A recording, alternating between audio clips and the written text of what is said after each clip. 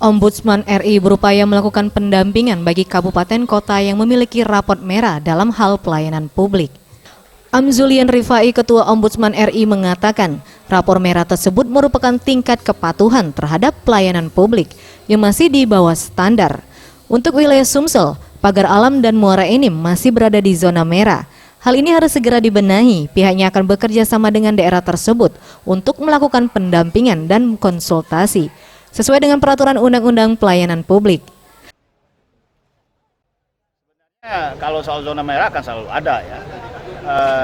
Upaya Ombudsman tentu memberikan penilaian itu salah satu upaya sebagai warning ya kepada institusi manapun yang kita nilai memiliki tingkat kepatuhan rendah ya. Kan merah itu tingkat kepatuhannya rendah. Nah, apa yang dilakukan Ombudsman? Ombudsman tentu membuka diri untuk memberikan bimbingan.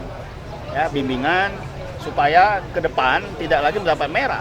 Sebetulnya kalau penyelenggara pelayanan publik ini mematuhi undang-undang tentang pelayanan publik bukan hal yang sulit ya. Karena di situ jelas sekali di dalam Undang-Undang 25/2009 tentang pelayanan publik itu komponen apa yang mereka penuhi. Ya, jadi Ombudsman tidak mengada-ada. Ombudsman menjalankan tugasnya berdasarkan Undang Nomor 25/2009 tentang pelayanan publik itu. Di dalam undang-undang itu jelas. Jadi kami tidak mengada-ada harus ada ini ya. Kalau dia baca undang-undang itu ikutin pasal-pasalnya sudah pasti hijau. Ya, itu kira-kira begitu. Jadi melakukan pembinaan, melakukan pendampingan itu yang kita lakukan ya.